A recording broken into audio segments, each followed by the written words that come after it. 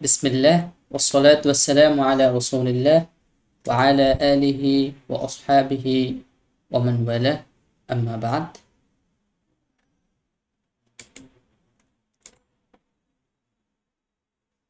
আহলান ওয়া সাহলান ওয়া মারহাবান বিকুম ফি দারসিন জাদীদ ফি ইয়াউমিন জাদীদ ফি হিসসাতিন জাদীদা ফি দাওরাতিনা দাওরাতি خط الركعة والمحادثة العربية অ্যারাবিক ক্যালিগ্রাফি, খত্তে রুকা এবং অ্যারাবিক স্পোকেন কোর্সের নতুন ক্লাসে আপনাদের সকলকে স্বাগতম। আমরা আজকে আমাদের অষ্টম ক্লাসে আছি। আমাদের কোর্সের ধারাবাহিক অনুযায়ী আমরা আজকে অষ্টম ক্লাসে আছি। আমাদের পরবর্তীতে আরও দুটি ক্লাস বাকি আছে। আজকের ক্লাসে আমরা খত্তে রুকার যুক্তবর্ণ পরিচিতি পর্ব 3 নিয়ে আলোচনা করব। অর্থাৎ পূর্বে আমরা যুক্তবর্ণ পরিচিতি নিয়ে 2টি ক্লাস করেছি। আজকে আমাদের যুক্তবর্ণ নিয়ে তৃতীয় লাইভ ক্লাস।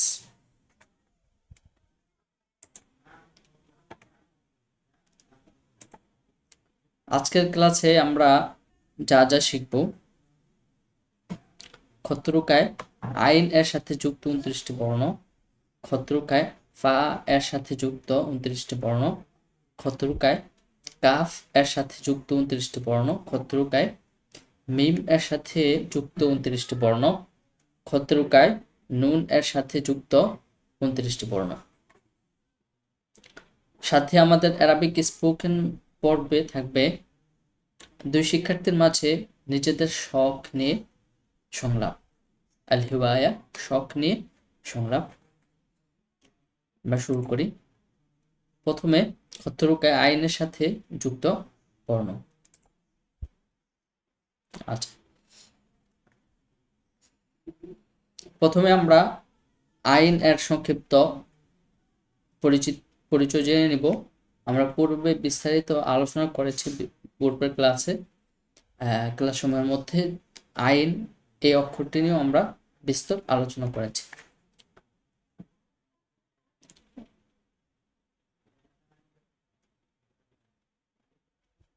খত্তে রুকার মধ্যে আইন এই অক্ষরটি তার বিশিষ্ট একটি মর্যাদা রয়েছে এবং অবস্থান রয়েছে।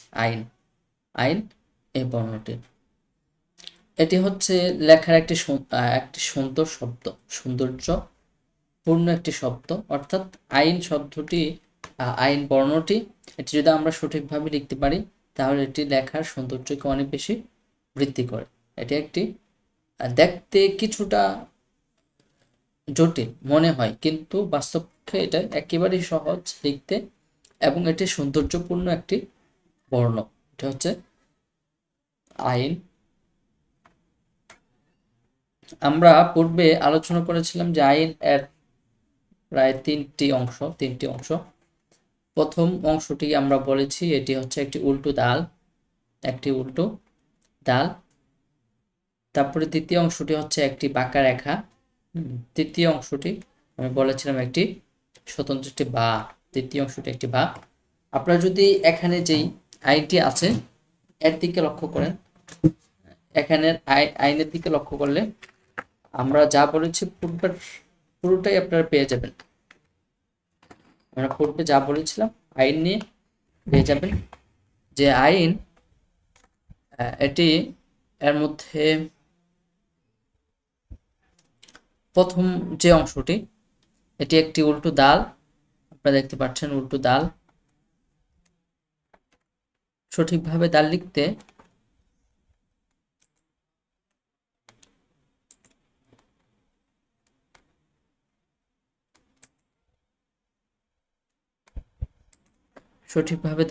আমরা এভাবে লিখব,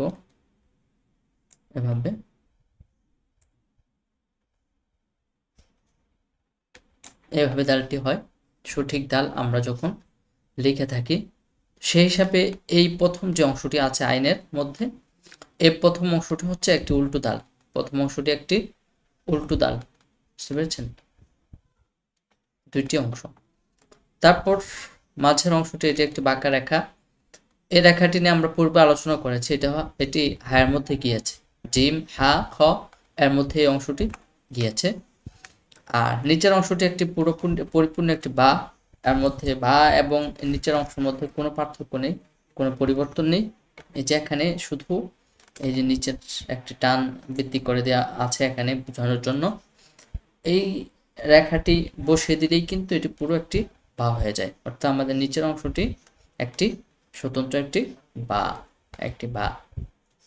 মাঝের রেখা আর প্রথমে হচ্ছে উল্টো দাল, প্রথমে উল্টো দাল। আচ্ছা, এ হচ্ছে আইন। আইনের সাথে আসবে হচ্ছে গাইন। আইন গাইন উভয়টি নিয়ে একই আলোচনা, উভয়টি নিয়ে স্বতন্ত্র কোনো কি নেই, আলোচনা নেই। আইন এমন একটি বর্ণ যেটি লাইনের নিচে আসে, যে বর্ণটি লাইনের নিচে লেখা হয় এমন একটি বর্ণ হচ্ছে আইন। লাইনের নিচে কোন অংশটি আসে? এই বায়ের অংশটি, অর্থাৎ এখান পর্যন্ত, এই অংশ পর্যন্ত এখানে হবে সতর, এই মাঝখানে কি হবে? সতর হবে। আর এই সতরের নিচে এই বায়ের অংশটি পরিপূর্ণভাবে আসবে। বায়ের এই অংশটি কোথায় আসবে? লাইনের নিচে, সতরের নিচে আসবে।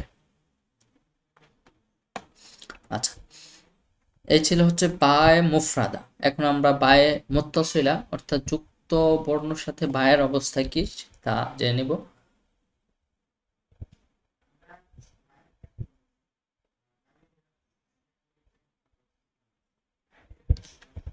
দেখুন,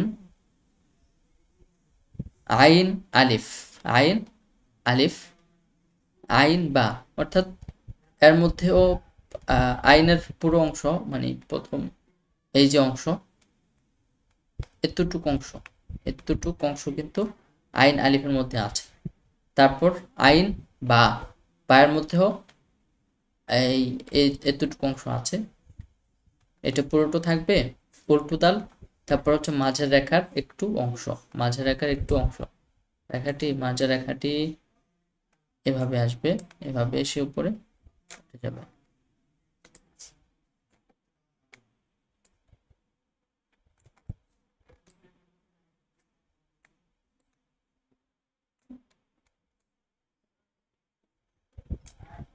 আইন, আইন আলিফ। আচ্ছা, এখানে আমরা জানি আলিফ বা খতরকার অক্ষরগুলো একটু বাম দিকে একটু হেলে থাকে, বাম দিকে একটু হেলে থাকে সাধারণত। তো এখানে আমরা তা দেখতে পাচ্ছি, আইন এটি এর সাথে যুক্ত আলিফটি বাম দিকে একটু কি আছে? হেলে আছে। তারপর হচ্ছে আইন বা, এর মধ্যে কোনো পার্থক্য নেই, এগুলো আমাদের পূর্বের অক্ষরই, অর্থাৎ আইনের সাথে শুধুমাত্র বাটি যুক্ত হয়েছে এবং সতরের উপরে আছে, লাইনের উপরে আছে। আইন জিম, আইন জিম, আইন হা। আচ্ছা,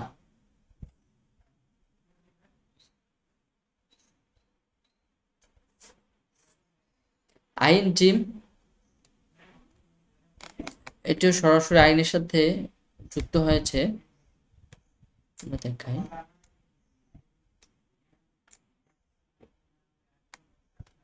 আইন, তারপর এর সাথে জিম যুক্ত হয়েছে।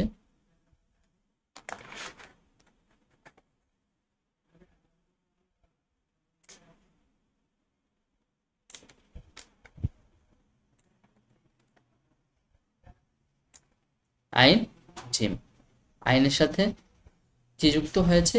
জিম যুক্ত হয়েছে, আইনের সাথে জিম যুক্ত। কিছুটা কন্তরা আছে এখানে, কিছুটা কি আছে? কন্তরা। আমরা পূর্বে যে বলেছিলাম যে জিম হা খ, তারপর হচ্ছে মিম, হা ইয়া, এর সাথে যুক্ত হতে কয়েকটি অক্ষরে কন্তরা ব্যবহৃত হয়। কন্তরা বলতে এই উপর থেকে নিচে এই অংশটি ব্যবহৃত হয়। তো আইনের মধ্যে এই অংশটি আছে, কিছুটা আইনের মধ্যেও আছে, অত দীর্ঘ না কিন্তু কিছুটা আছে। দেখেন, আইন জিম এখানে বায়ের সাথে যেইভাবে আইনটি যুক্ত হয়েছে জিমের সাথে কিন্তু সেভাবে যুক্ত না, বরং এখানে অনেক অংশ, প্রায় অর্ধেক অংশ মতো চলে আসছে আইন জিমের মধ্যে। এরপরে আসেন আইন দাল। আইন দাল স্বাভাবিকভাবে আইনের অংশ, তারপরে দাল। আইন র। দাল এবং র এর মধ্যে পার্থক্য আমরা বুঝতে পারছি। দাল এটি একটি ছোট, একেবারে ছোট, র একটু প্রশস্ত। দাল এটি মধ্যে একটি উপরে দাঁত বের হয়, কিন্তু র এর মধ্যে কোনো দাঁত নেই, লম্বা টানের সাথে দাল। আমরা একটা লিখে দেখাই, এটা হচ্ছে র, আর দাল লিখতে উপরে উঠে তারপর এটাকে নিচে আনতে হয়। দুইটার মধ্যে কি আছে পার্থক্য স্পষ্ট। তারপর আইন সিন। আইন সিন, আইন শিন একই বিষয়। আইন সদ, আইন সদ, অর্থাৎ এখানেও কিন্তু সদের সাথে যে আইনটি যুক্ত হয়েছে পূর্ণ আইন চলে আসছে। আইন দত, আইন ত, আইন আইন। আইন আইনের মধ্যে একই কথা, যেহেতু আইন এটি শব্দ অক্ষরটি লাইনের নিচে আসে, আইন অক্ষরটি যেহেতু লাইনের নিচে আসে, তাই এটিকে অনেক উপর থেকে, প্রথম আইনটি অনেক উপর থেকে লেখা শুরু করতে হয়েছে, যেন দ্বিতীয় আইনটি লাইনের নিচে লেখা যায়। এই যে অংশটি বায়ার, যে অংশটি আমরা বলেছি লাইনের নিচে আসে, এই অংশটি এখানে নিচে লেখা হয়েছে আইন আইন। তারপর হচ্ছে আমাদের মধ্যে আছে আইন ফা। আইন ফা একই, এর মধ্যে কোনো পার্থক্য নেই। আমরা ফায়ের ব্যাপারে বলেছি, এটা মাঝে আসলে এবং শেষে আসলে মাঝে ফাঁকা থাকে। আইন কফ, এই যে সতের উপরে আছে আইন কফ। আইন কাফ, লাম, মিম, এটার মধ্যে এই যে হালকা বাঁকা দেখতে পাচ্ছেন, এগুলোর মধ্যে কোনো কি নেই, কন্তরা বা বাঁকা নেই, এখানে সেভাবে যায়নি, বরং এটা স্বাভাবিকভাবেই কি হয়েছে ব্যবহার হয়েছে। কিন্তু আইন মিমের মধ্যে কিন্তু এসে এটা এভাবে হয়ে গেছে, এভাবে, তার মানে এখানে একটু কন্তরা, কন্তরা ব্রিজ এর মতো নেমে এসেছে, কন্তরা।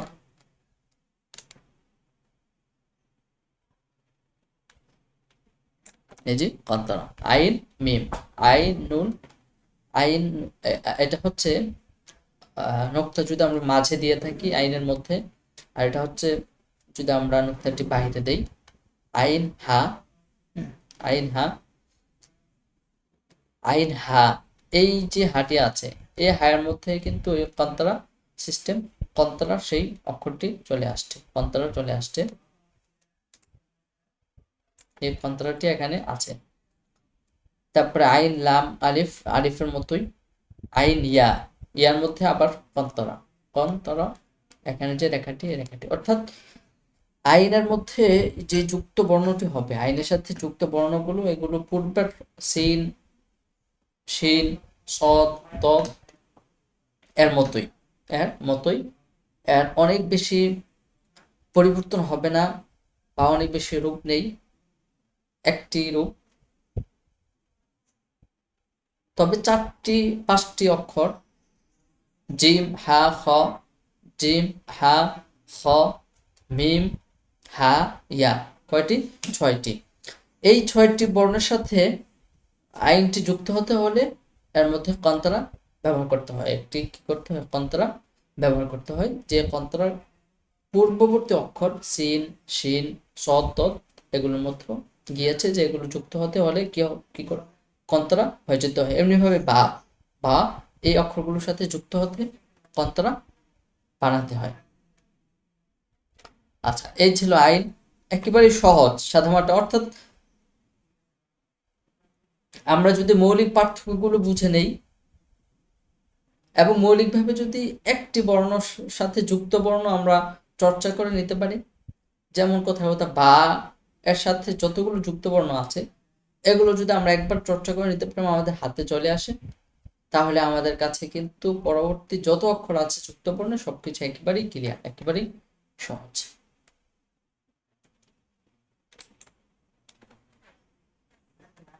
আচ্ছা, এখন আমরা আলোচনা করব ফতরুকে ফা এর সাথে যুক্ত 29টি বর্ণ, ফা এর সাথে যুক্ত 29টি বর্ণ। আপনারা যারা আছেন আমার সাথে শেষ পর্যন্ত থাকুন, উপকৃত হবেন ইনশাআল্লাহ।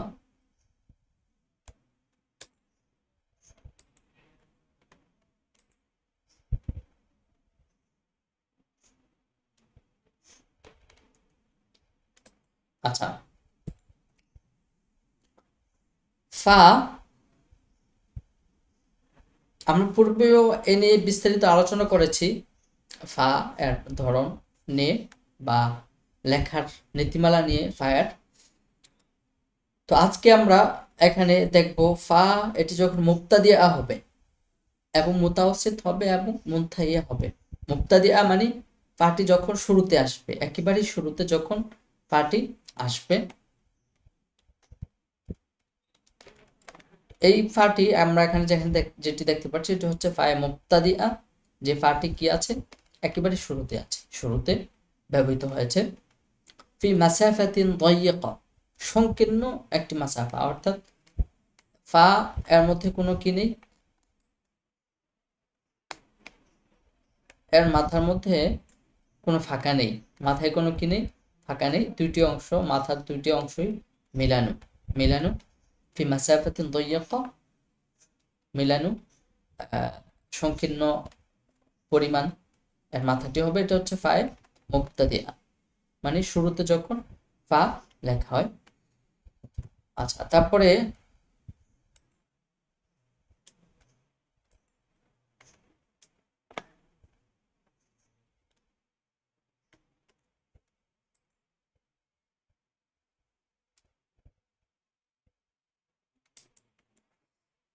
এখানে আমরা দেখব ফায়ে মুতাওয়াসিতিয়া, ফায়ে ওয়াসাতিয়া বা মুতাওয়াসিত এবং মুনতাহিয়া, ফায়ে ওয়াসাতিয়া অথবা মুনতাহিয়া। ফায়ে ওয়াসাতিয়া এটা হচ্ছে যে ফাটি মাঝখানে আসে, যে ফাটি কোথায় আসে, মাঝখানে আসে। যেমন এখানে এই ফাটি হচ্ছে মাঝখানে, এখানে একটি অক্ষর লিখুন বা লিখুন, বর্ণ লিখলে এর সাথে যুক্ত হয়েছে ফা। তো ফা এ মুবতাদি, অর্থাৎ যে ফাটি শুরুতে আসছে আর যেটি মাঝে আসছে, দুটির মাঝে কিন্তু পার্থক্য হয়ে গেছে, দুটির মাঝে পার্থক্য হয়েছে। পার্থক্যটা কি? শুরুতে যে ফা, হ্যাঁ এই ফা এর মাথাটি মিলানো ছিল, মাফতুমুসা ছিল, মাফতুমুসা, আর মাঝে যুক্ত বর্ণে ফাটি এটি মুফরগা হয়ে গেছে, পাটি কি হয়ে গেছে, মুফরগা, অর্থাৎ এর মাথা মাঝে ফাঁকা রয়ে গিয়েছে, ফাঁকা রয়েছে, পূর্ণ নেই। এটা হচ্ছে ফা অসাতিয়া। এমনিভাবে ফাটি ফায়ে মুনতাহিয়া, এখানে যদি আমরা আরেকটা অক্ষর লিখি, আরেকটি অক্ষর বা অথবা জিম, যে কোনো একটি অক্ষর লিখলে এটি অসাতিয়া হবে। আর যদি না লিখে সরাসরি এর দুইটি অংশ বৃদ্ধি করে দেয়, তাহলে ঠিক কি হয়ে যাবে, ফায়ে মুনতাহিয়া হয়ে যাবে। ফায়ে মুনতাহিয়া মানে হচ্ছে সর্বশেষ ফা, মানে যেই ফাটি শব্দের শেষে আসে, শব্দের শেষে লেখা হয়, অর্থাৎ শব্দের শেষ বর্ণ, এটা হচ্ছে মুনতাহিয়া। ফা এর পরিমাণ কতটুক? ফা এটি মূলত এই অংশটি, ফায়ের এই অংশটি, এটি হচ্ছে একটি বা। ফায়ের এই অংশটি কি? এটি হচ্ছে একটি বা। আমরা জানি বায়ের মধ্যে 3 নোক্তা, বায়ের মধ্যে কয় নোক্তা? 3 নোক্তা। তো এখানে 1 নোক্তা, 2 নোক্তা, 3 নোক্তা দিয়ে বুঝিয়ে দেওয়া হয়েছে। এটিকে বলা হয় হচ্ছে কি হাউজা। এই যে ফায়ের যে মাথাটি, ফায়ের যে মাথাটি, এটিকে কি বলা হয়? হাউজা, হাউজা বলা হয়। আচ্ছা, এখন আমরা পরবর্তী অংশ হচ্ছে ফা, এটি কিন্তু লাইনের উপরে থাকে এমন একটি বর্ণ।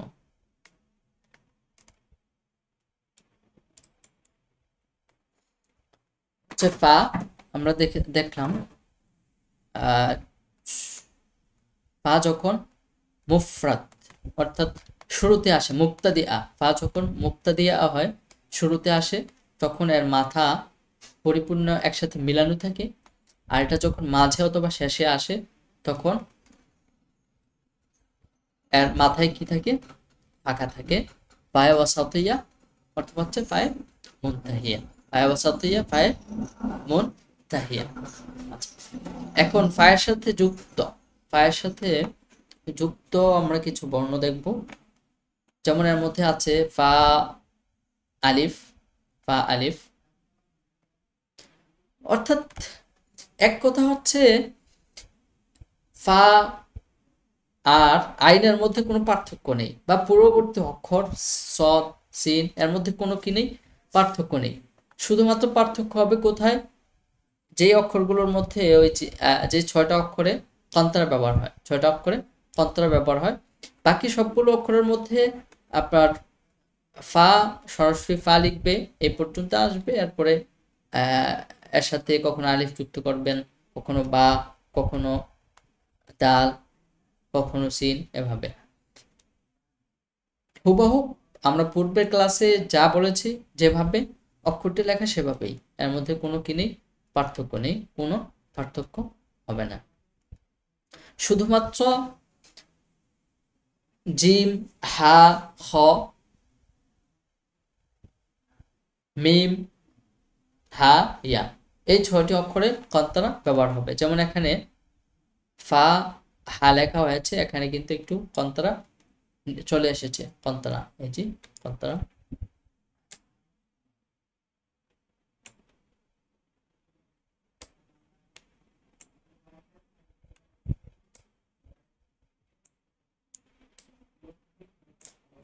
কন্তরা এই যে এখানে, এটা এর মধ্যে কন্তরা ব্যবহৃত হয়েছে, কন্তরা।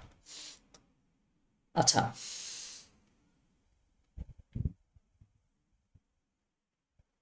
তারপর হচ্ছে ফা ইয়া, এর মধ্যেও কন্তরা ব্যবহৃত হয়েছে, লক্ষ্য করুন এর মধ্যেও কি আছে, কন্তরা আছে।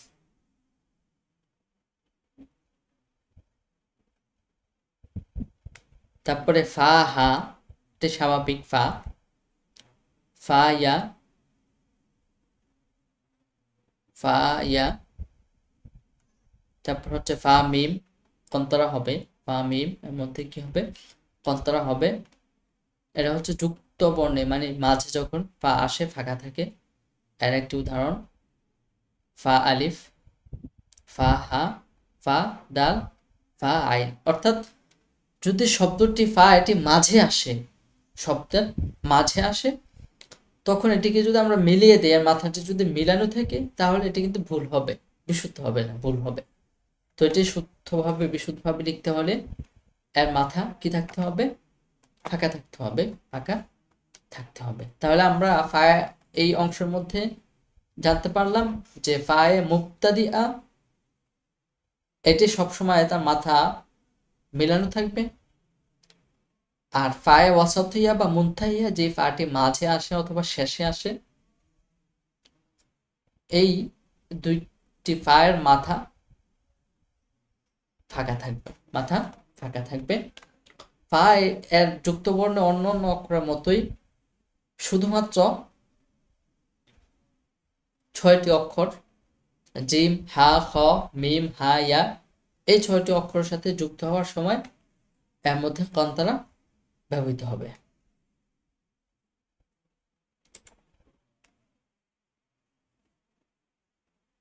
পাটিকে আমরা আরো স্পষ্টভাবে বোঝার জন্য এটি ব্যবহার করা হয়েছে।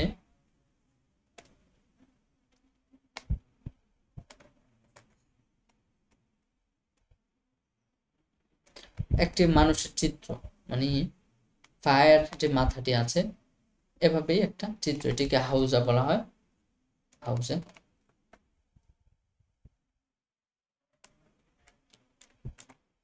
তারপরে আসি আমরা, এটা মস্কের কিছু নমুনা, পায়ের মাথা, পায়ের দ্বিতীয় অংশ, শেষের অংশ, মস্কের কিছু নমুনা। ইনশাল্লাহ আমরা এইভাবে আমাদের পরবর্তী ক্লাসগুলোতে মস্ক করব সরাসরি কলম এবং কালি দিয়ে। এরপর আমরা এখন আলোচনা করব কাফ এর সাথে যুক্ত বর্ণ, কাফ এর সাথে যুক্ত বর্ণ। কাফ অক্ষর এর তিনটি অংশ আমরা পূর্বে এটি নিয়ে আলোচনা করেছি। প্রথম অংশটি হচ্ছে একটি আলিফ। আলিফ দেখেন এখানে আলিফ, যেটি 3 নুক্তা বিশিষ্ট, 3 নুক্তা বিশিষ্ট একটি আলিফ। তারপর হচ্ছে বা, তৃতীয় অংশটি একটি হরফে বা। তৃতীয় অংশটি অনেকটা উল্টো দাল, উল্টো দাল। কাফ এমন একটি অক্ষর যেটি লাইনের উপরে থাকে, যেটি লাইনের উপরে থাকে। আচ্ছা, আমরা যখন কাফ আলিফ লিখব, কাফ আলিফ লিখব, তখন এর নমুনাটি কি? কাফ আলিফ, এটা হচ্ছে কাফ আলিফ, এটা কাফ আলিফ, এটা হচ্ছে কাফ আলিফ। এই যে কাফ আলিফ, এই কাফটি কোথায় থেকে আসছে? কাফ লাম, কাফ লাম আলিফ, তারপরে কাফ কাফ, হ্যাঁ, এই কাফটি কোথায় থেকে আসছে? এই কোথায় থেকে আসছে, এর উৎপত্তি কোথায়, এই উৎপত্তিটি এই অংশের মধ্যে আলোচনা করা হয়েছে।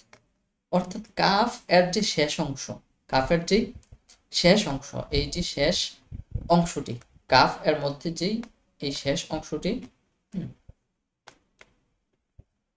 এই শেষ অংশটি এর সাথে একটি আলিফ বৃদ্ধি করা এবং এর উপরে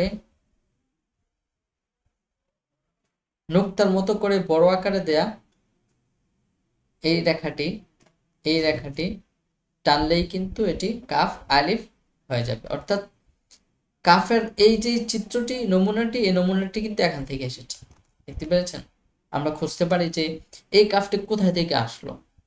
অন্যান্য অক্ষরে তো একটা অস্তিত্ব থাকে যে এটা এই বায়ের এই অংশের মাথাটি এখানে বসেছে, জিমের এই অংশটি ব্যবহৃত হয়েছে, তবে কাফের এই অংশটি কোথা থেকে আসছে, এটি একটি প্রশ্ন ছিল। এই প্রশ্নের সমাধান হচ্ছে কাফের এই অংশটি এসেছে কাফ, মূল কাফের শেষ অংশ এর সাথে কিছু বৃদ্ধি করে, কিছু বৃদ্ধি করে।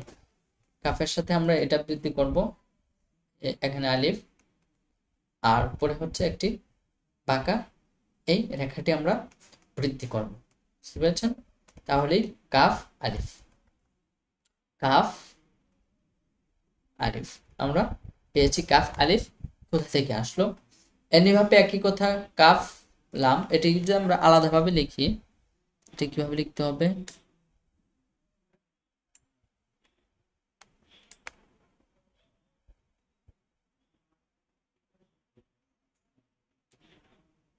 কাফ আলিফ, আর উপরে হচ্ছে, উপরে একটি রেখা, আমরা এখানে একটি রেখা টেনে দিলেই এটি কাফ আলিফ হয়ে যাচ্ছে।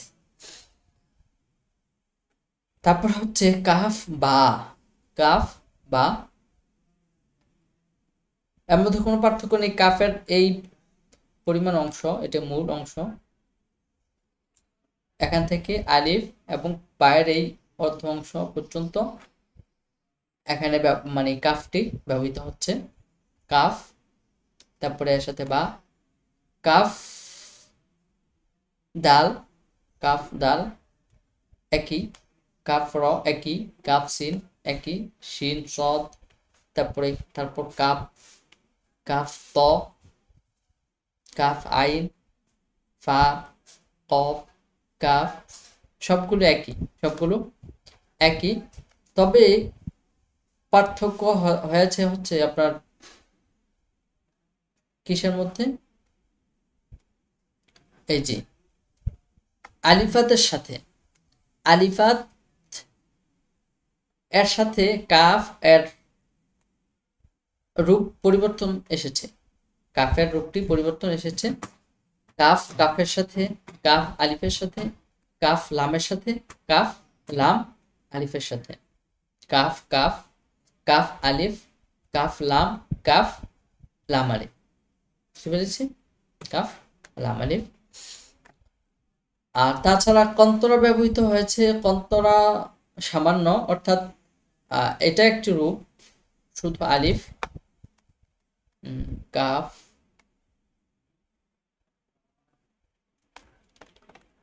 আমরা যদি কাফ মিম লিখি,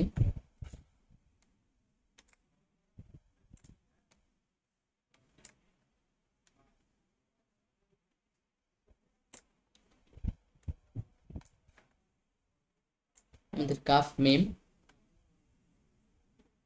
এই যে কাফ জিম, তারপরে হচ্ছে কাফ হা, কাফ কাফ জিম, কাফ হা খ, তারপরে কাফ মিম, কাফ হা, কাফ ইয়া।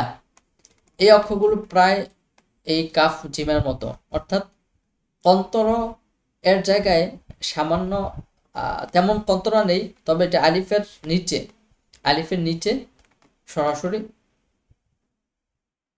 যুক্ত হয়ে যাচ্ছে, এর মধ্যে বায়ের অংশটি আসছে না।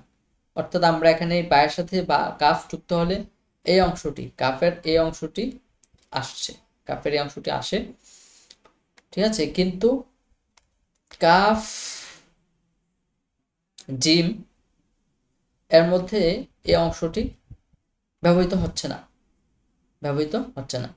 তো এই রূপটি, এটি মিম, ইয়া, হা, জিম, হা, খ, এই ছয়টির সাথে একই অবস্থা। কাফ মিম, কাফ মিম আলিফের সাথে বসে যাচ্ছে।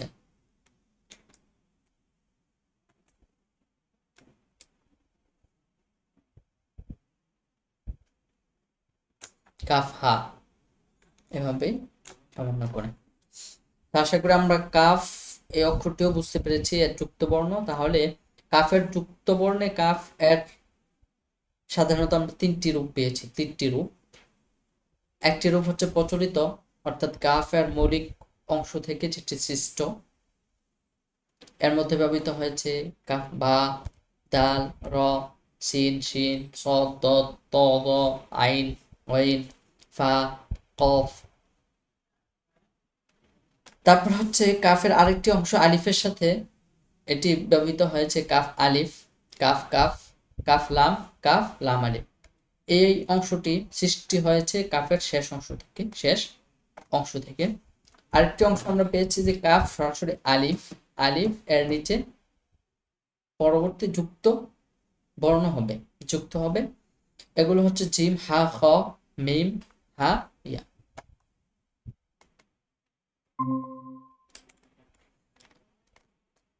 কাআন্নাকা কাতাবতাল কাউনা কাকসিদাতিন, এটা হচ্ছে কাফ এর উপর একটি মশক, অর্থাৎ একটি বাক্য, এটা একটি বাক্য, যেই বাক্য এর মধ্যে প্রচুর পরিমাণ কাফ এর তামরিন করা হয়েছে। কাফ, প্রথম কাফ, এটা হচ্ছে কাফে মুবতাদিআ, যেটা আলিফের সাথে ব্যবহৃত হয়েছে, শুরুতে আসছে। এটা হচ্ছে কাফে মুনতাহিয়া, যে কাফটি শেষে আসছে। এটা হচ্ছে কাফে মুতাওয়াসসিতা, যে কাফটি মাঝে আসছে, কোথায় আসছে? মাঝে আসছে। কাআন্নাকা কাতাবতা আল কাউনা কাকসিদাতিন, এটা হচ্ছে সতর, সবগুলো অক্ষর এই বাক্যের মধ্যে সতরের উপরে আছে। কারণ কি? কারণ হচ্ছে এখানে এমন কোনো শব্দ নেই যেটি সতরের নিচে আসে। আচ্ছা, তারপরে আসি আমরা খতরুকায় মিমের সাথে যুক্ত 29টি বর্ণ, মিমের সাথে যুক্ত মিম, মিমের সাথে মিম এর রূপটি কি?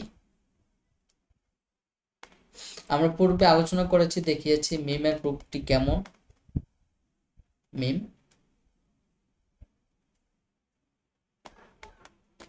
এটা হচ্ছে মিমের মূল রূপ, এটা হচ্ছে মাথা, দেখাই।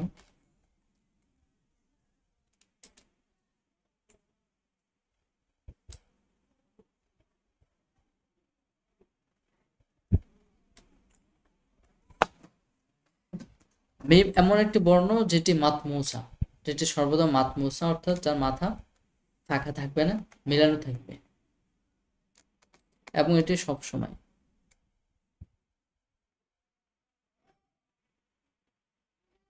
এ হচ্ছে মিম, এ হচ্ছে মিম।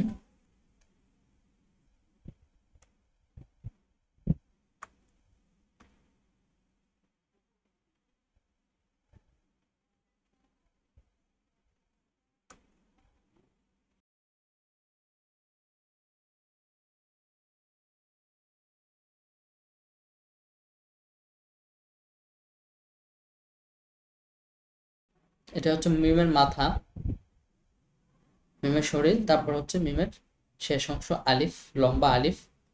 মিম এমন একটি বর্ণ যেটি লাইনের নিচে আসে, যে বর্ণটি লাইনের নিচে আসে, মিম এমন একটি বর্ণ। লাইনের নিচে কোন অংশটি আছে? এই আলিফের অংশটি। আলিফের যে অংশটি আছে এটি কি আসে? লাইনের নিচে আসে। আলিফের অংশটি লাইনের নিচে আসে। আচ্ছা, এখানে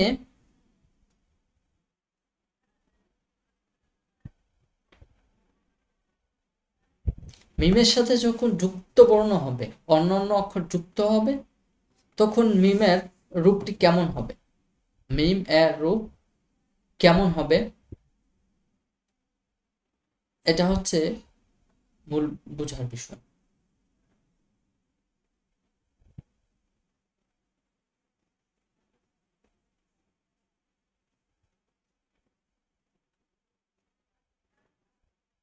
আচ্ছা, এখানে মিমের তিন ধরনের চর্চা আছে, তিন ধরনের তাজ্জীব মিমের উপর। একটা হচ্ছে মিম যখন শুরুতে আসে, শব্দ শুরুতে আসে, তখন তার রূপ কেমন হবে। মিম যখন শব্দের মাঝে আসে, তার রূপ কেমন হবে। আর যখন শেষে আসে, মিম যখন মাঝে আসে, মাঝে মাঝে আসলে তার শুরুতে যদি বা থাকে, বা বায়ের সাথে মিম যুক্ত হয়, তাহলে বাটি কন্তরা হয়ে যাবে। এই পূর্বের কথা আমরা বলেছিলাম, বা এটি মিমের সাথে, ইয়ার সাথে, হায়ের সাথে, জিমের সাথে কন্তরা হয়ে যায়। তো এখানেও কন্তরা হয়ে গেছে। মিম এটি যদি মাঝে আসে আর তার শেষে আলিফ আসে, তাহলে মিমের এই অংশটি ব্যবহৃত হচ্ছে, এই অংশটি আর আসছে না, এই অংশটি শুধু ব্যবহৃত হচ্ছে, মিমের অংশ। মান মান মাশা ফি দারবি নূরিন মা নাদিমা ইয়াউমাল মাসির। এটা হচ্ছে মূল লেখা, এর মধ্যে অনেক তামরিন আছে। মান মাশা ফি দারবি নূরিন মা নাদিমা ইয়াউমা আল মাসির। এটি পুরোটা হচ্ছে খত্তরুকায় একটি সৌন্দর্যমণ্ডিত করে লেখা। খত্তরুকায়, যে ব্যক্তি আলোর পথে চলে সে পরিণামের দিনে লজ্জিত হবে না, হিসাবের দিনে লজ্জিত হবে না। আচ্ছা, মিম মান মিন, মিম এর সাথে নুন যুক্ত হয়েছে, এখানে মিমের সাথে নুন যুক্ত হয়েছে, আমরা দেখতে পাচ্ছি মিম এর সাথে নুন যুক্ত। তারপরে মিমের সাথে শিন, মিম এর সাথে শিন। আলোচনা একই, পূর্বের আলোচনার এখানে আলোচনা একই, সেম, কোনো পার্থক্য নেই। যে মিমের সাথে বা, তারপরে হচ্ছে তা সা,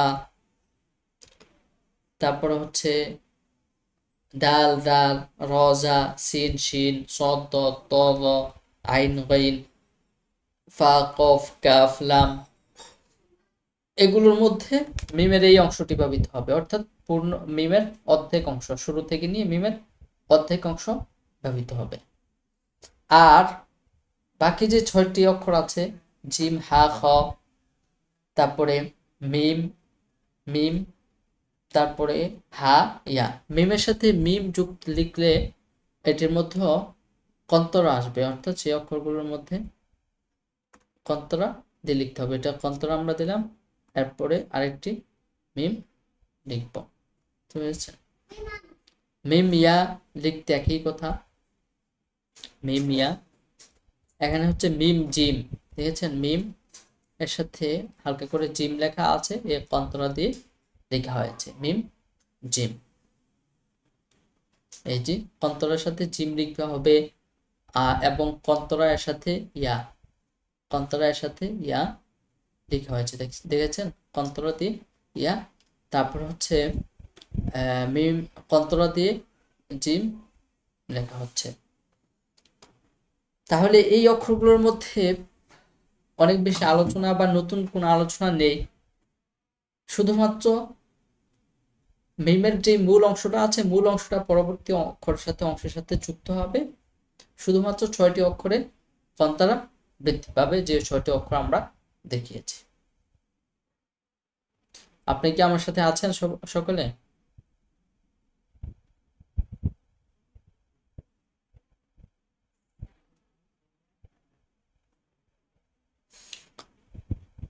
আচ্ছা, তারপরে আসি আমরা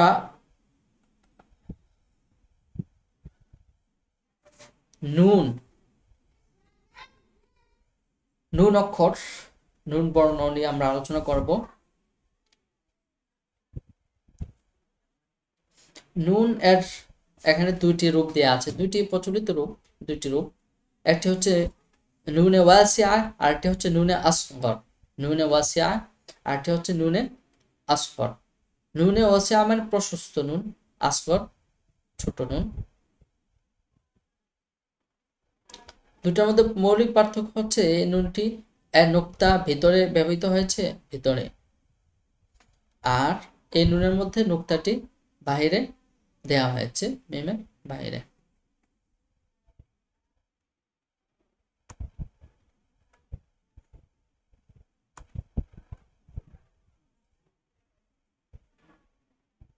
বাহিরে দেয়া হয়েছে নোক্তা, এতটুক শুধু পার্থক্য দুইটি নুনের মাঝে।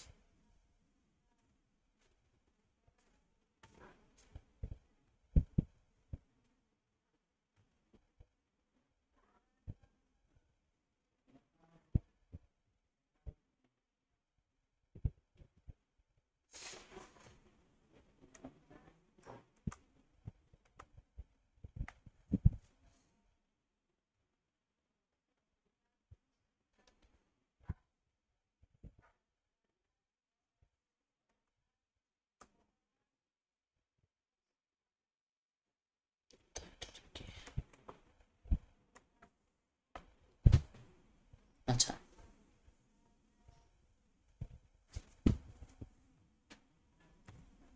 আমরা নুন নিয়ে আলোচনা করব কিছু।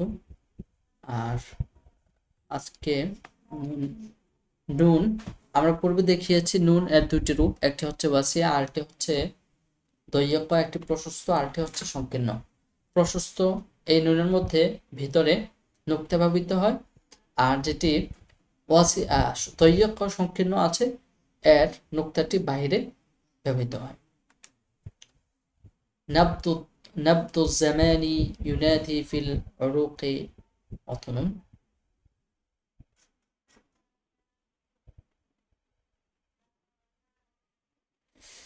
আচ্ছা, এই বাক্যের মধ্যে নুন এর সাথে বা যুক্ত হয়েছে, নুনের সাথে বা, তারপরে হচ্ছে নুনে মুফরাদা একক নুন, তারপরে নুনের সাথে আলিফ,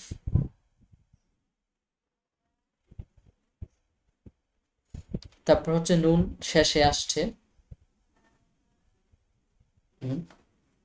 আমরা এখানে দেখতে পাচ্ছি নুন,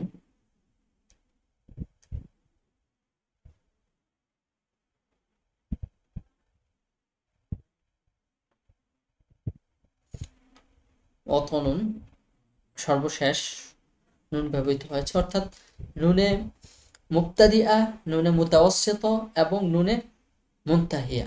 শুরুতে নুন আসলে এর রূপটি কেমন হয়, মাঝে নুন আসলে এর রূপটি কেমন হয়, এবং শেষে নুন আসলে এর রূপ কেমন হয়, এর একটি এখানে তামরিন বা অনুশীলন রয়েছে। নাবতু জামানি ইউনাদি ফিল উরুকি অতনুন খতরুকায় লেখা একটি বাক্য এখানে লেখা হয়েছে। আচ্ছা,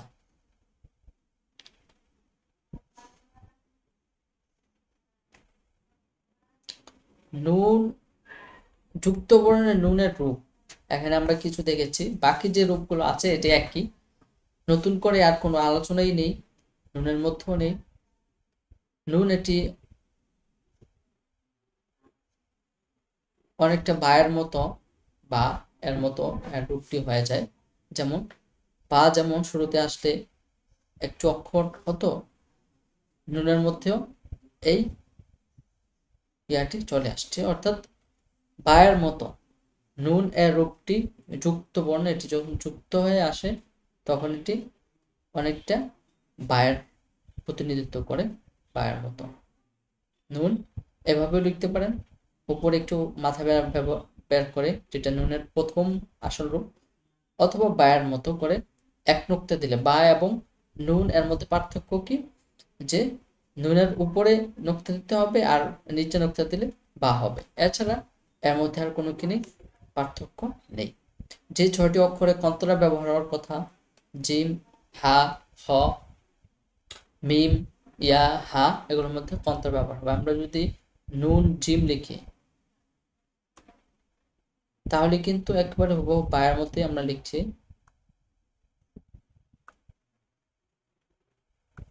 বায়ের মধ্যে লিখছি, উপরে এখানে কি হবে, রাখতে হবে। এটা হচ্ছে নুন জিম। নুন মিম লিখলে কন্তরা দিয়ে লিখতে হবে,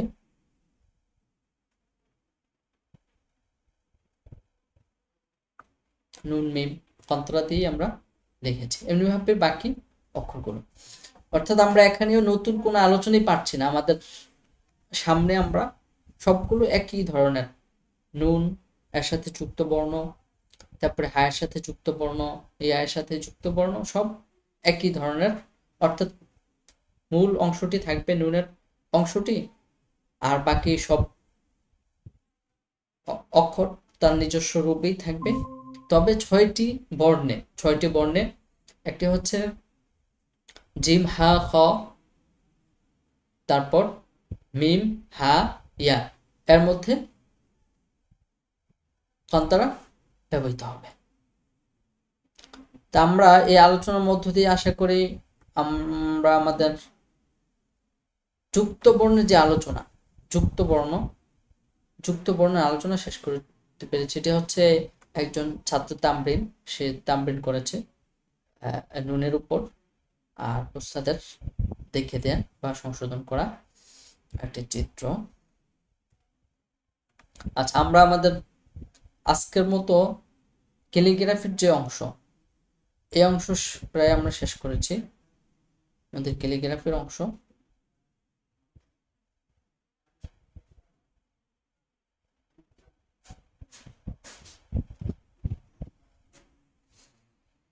আমরা ধারাবাহিকভাবে আলহামদুলিল্লাহ 3টি ক্লাসের মধ্যে খতরুকার যেই বর্ণ আছে, খতরুকার যেই যুক্ত বর্ণ, এই যুক্ত বর্ণ আমরা ধারাবাহিকভাবে শেষ করেছি আলহামদুলিল্লাহ। অর্থাৎ আমাদের পরবর্তীতে শেষের দিকে এসে আমাদের মাঝে আর নতুন কোনো আলোচনা নেই, নতুন কোনো কি নেই, আলোচনা নেই। এটি পূর্বের আলোচনায় তাকার, নতুন কোনো রূপ, নতুন কোনো মূলনীতি আসছে না। তা আমরা যদি একেবারেই কয়েকটি পয়েন্টে পুরো যুক্ত বর্ণের বিবরণটি দেই, যুক্ত বর্ণে আসলে কি আছে, 29টি অক্ষর পরস্পর যখন যুক্ত হয় তখন এটি কয়টি পয়েন্টের মধ্যে আসে, বা মূল কথা কি। মূল কথা হচ্ছে যুক্ত বর্ণের মধ্যে যেটি আছে বা, বা এর 4টি রূপ, বা এর 4টি রূপ যুক্ত বর্ণের মধ্যে। তারপরে বা এর পরে আসে জিম, জিমের রূপ হচ্ছে 2টি। একটি জিমের নাম আমরা বলেছিলাম জিমের জুরহুমিয়া, এটি আসে 7টি অক্ষরের সাথে, জিম, হা, খ, র, মিম, ইয়া, জুরহুমিয়া। তারপরে হচ্ছে আরেকটি হচ্ছে জিমে আদিয়া, যেটি আসে হরুফে সওয়াইদ এর সাথে, যেমন আলিফ, বা, এগুলোর সাথে যে জিমের যেই রূপটি হয়। তারপরে আসেন বা, জিম, হা, খ, দাল, জাল, এর মধ্যে কোনো ইয়া নেই, স্বতন্ত্র, এটি যুক্ত হয় না। দাল, জাল, র, জা, এগুলো কি হয় না, যুক্ত হয় না, কারোর সাথে যুক্ত হয় না। যুক্ত না হওয়ার ফলে এগুলো নিয়ে আমাদের আর কোনো নতুন আলোচনাই নেই। দাল, দাল, র, জা নিয়ে আমাদের আলোচনা হচ্ছে সিন, সিন। আচ্ছা, সিন এর মধ্যে আমরা পড়েছিলাম যে সিন এর রূপ 2টি, একটা হচ্ছে মুসান্নানা, একটা হচ্ছে কাশিদা। মুসান্নানা, কাশিদা। তারপরে যেটি ইচ্ছে সেটি ব্যবহার করতে পারেন, মুসান্নানা করেন অথবা কাশিদা করেন। এর রূপের মধ্যে রূপ একটি, তবে 6টি অক্ষরের সাথে মিলিত হতে হলে, যুক্ত হতে হলে কাশিদা কন্তরা ব্যবহার করা হয়, কন্তরা ব্যবহৃত হয়। এটা হচ্ছে সিন শিন সদ দদ একই কথা। রূপ একটি থাকবে, মূল রূপ, তবে 6টি অক্ষরের সাথে ব্যবহৃত হতে কন্তরা ব্যবহৃত হবে। তারপর হচ্ছে ফা। ফা এটা নিয়ে আমরা আলোচনা করেছি যে ফা এর দুইটি রূপ। একটি হচ্ছে যদি শুরুতে আসে, মুবতাদিআ, শুরুতে আসলে ফাটি এটি মাতমুসা হয়, অর্থাৎ এর মাথা মেলানো থাকে। আর এটি যখন মাঝে অথবা শেষে আসে তখন এটি বলা হয় ফায়ে মুতাওয়াসসিত অথবা মুনতাহিয়া। এই ফাটি এটি মুফরগা হয়, ফাঁকা থাকে, মুফরদা হয়, ফাঁকা থাকে। তো সকল বর্ণে 6টি বর্ণ ছাড়া বাকি সকল বর্ণে ফায়ের একটি রূপ, একটি রূপ, অর্থাৎ ফা এর মূল, মাথা এবং সাথে একটু অংশ ব্যবহৃত হয়। তবে 6টি অক্ষরের সাথে মিলিত হতে হলে, যুক্ত হতে হলে এটি কন্তরা ব্যবহার হয়, কন্তরা ব্যবহার করতে হয়। 6টি অক্ষর আমরা জেনেছি, ফা। তারপরে কাফ।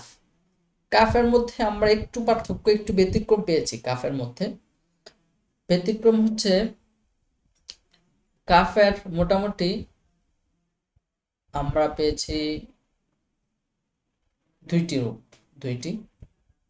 একটি রূপ হচ্ছে যেটি সরল কাফ, অর্থাৎ সচরাচর ব্যবহৃত হয়।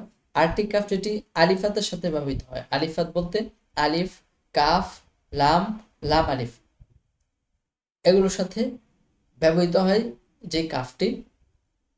এটি এই কাফের নমুনাটি আমরা দেখেছি যে কাফের তৃতীয় মূল কাফ, মূল মুফরাদ, কাফে মুফরাদ এর তৃতীয় যে অংশটি আছে, এই অংশটির সাথে আলিফ এবং উপরে একটি রেখা যুক্ত করার মাধ্যমে এই কাফের রূপটি গঠিত হয়, যে রূপটি ব্যবহৃত হয় আলিফ, কাফ, লাম, লাম আলিফের সাথে। কাফের আরেকটি নমুনা আমরা দেখেছি যে যেটি ওই কন্তরা এর জায়গায় শুধু আলিফ এর নিচে অক্ষরগুলো লেখা হয়, শুধু আলিফের নিচে অক্ষরগুলো লেখা হয়। এগুলো হচ্ছে কন্তরা হরফের ওই 6টি হরফ, জিম, হা, খ, মিম, হা, ইয়া, দুইটি রূপ। আর তৃতীয় রূপ হচ্ছে যেগুলো সচরাচর মানে পুরো কাফ এবং কাফের প্রথম অংশ ব্যবহৃত হয়, কাফ এবং কাফের নিচের যে ভায়ের অংশ ব্যবহৃত হয়। বুঝতে পেরেছি?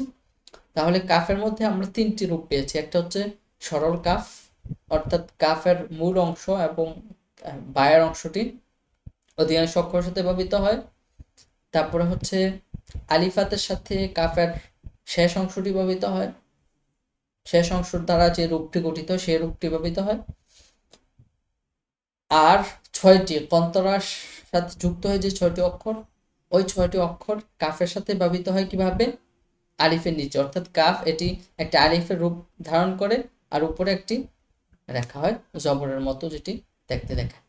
তারপরে মিম, মিমের মধ্যেও কোনো পার্থক্য নেই পূর্বের তুলনায়, সিন শিন ওর মতোই, তবে ওই 6টি অক্ষরে শুধু কি হয়? কন্তরা ব্যবহৃত হয়।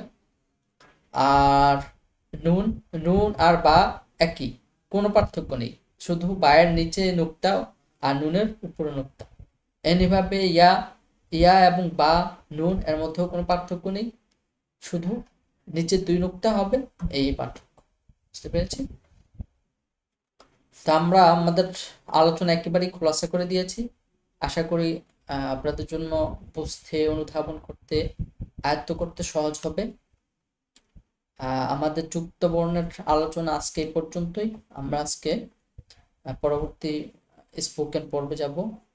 আপনাদের এই বিষয়ে কোনো প্রশ্ন বা জানাশোনা বা কোনো আছে কি আমাদের এই যুক্ত বর্ণ অংশে, যেহেতু আমরা যুক্ত বর্ণ একেবারেই শেষ করে দিয়েছি?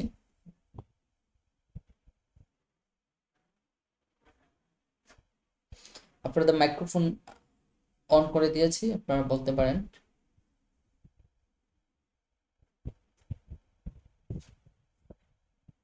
না নেই। আচ্ছা আচ্ছা,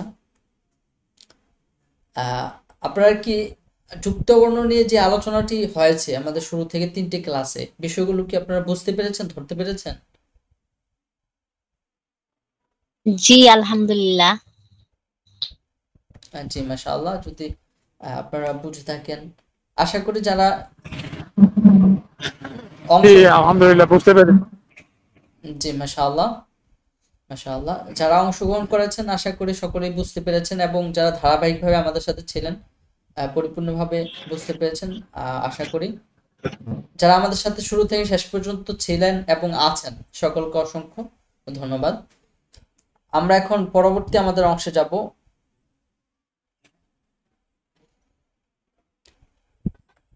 তাহিদ ভাই, আপনার মাইক্রোফোনটা একটু অফ করে দেন ভাই। যে আমরা আমাদের পরবর্তী অংশে যাচ্ছি।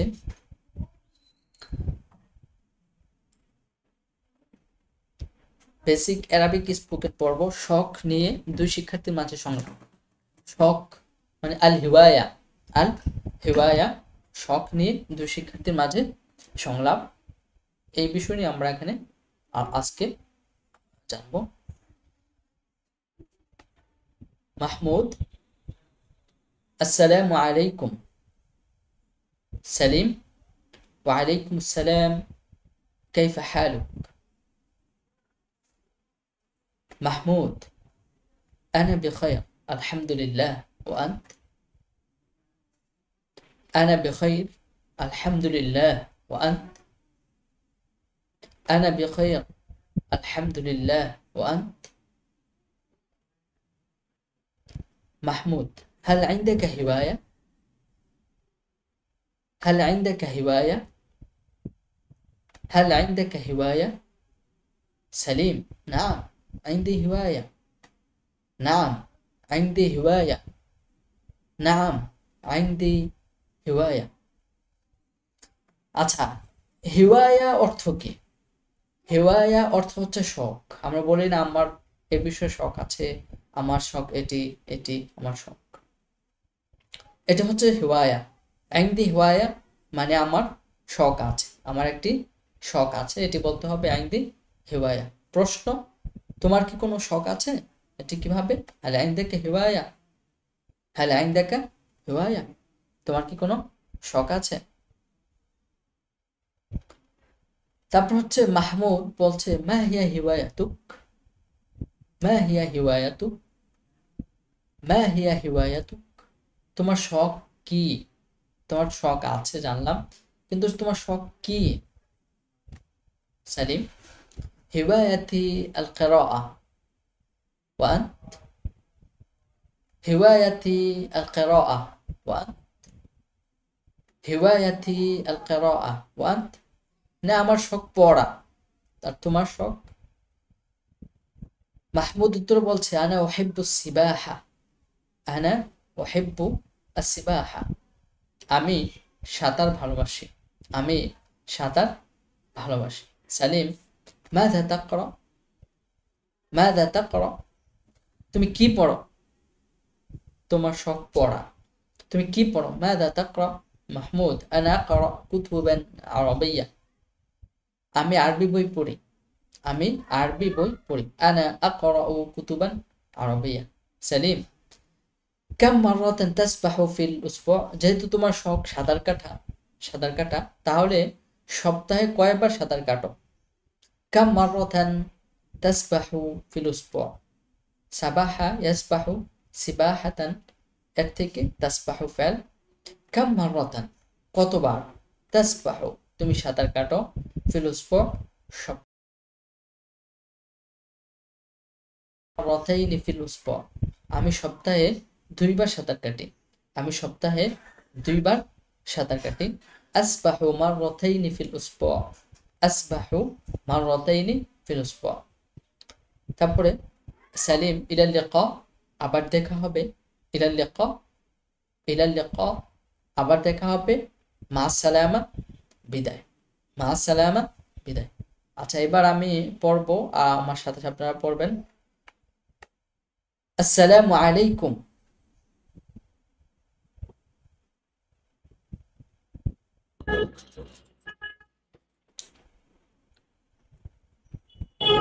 আসসালামু আলাইকুম। ওয়ালাইকুম সালাম। আমার সাথে বলুন, আসসালামু আলাইকুম।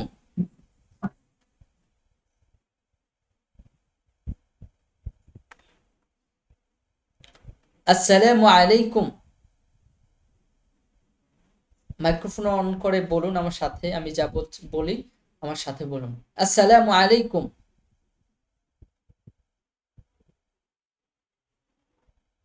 وعليكم السلام، كيف حالك؟ وعليكم السلام، كيف حالك؟ وعليكم السلام، كيف حالك؟ أنا بخير الحمد لله، وأنت؟ أنا بخير الحمد لله، وأنت؟ أنا بخير الحمد لله، وأنت؟ هل عندك هواية؟ هل عندك هواية؟ هل عندك هواية؟ نعم، عندي هواية. نعم، عندي هواية. نعم، عندي هواية. ما هي هوايتك؟ ما هي هوايتك؟ ما هي هوايتك؟ هوايتي القراءة. هوايتي القراءة. هوايتي القراءة. وأنت؟ أنا أحب السباحة. أنا أحب السباحة. أنا أحب السباحة. ماذا تقرأ؟ ماذا تقرأ؟ ماذا تقرأ؟ أقرأ كتبا عربية. أقرأ كتبا عربية. أقرأ كتبا عربية. كم مرة تسبح في الأسبوع؟ كم مرة تسبح في الأسبوع؟ كم مرة تسبح في الأسبوع؟ أسبح مرتين في الأسبوع. أسبح مرتين في الأسبوع. أسبح مرتين في الأسبوع. إلى اللقاء. إلى اللقاء. إلى اللقاء. مع السلامة. مع السلامة. مع السلامة.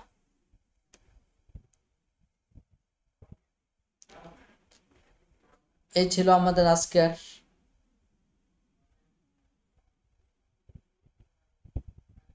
অ্যারাবিক স্পোকেন পর্বে আল হিওয়ার বাইনা তালিবাইনি ফিল হিওয়ায়া, শখ নিয়ে দুই শিক্ষার্থীর মাঝে সংলাপ।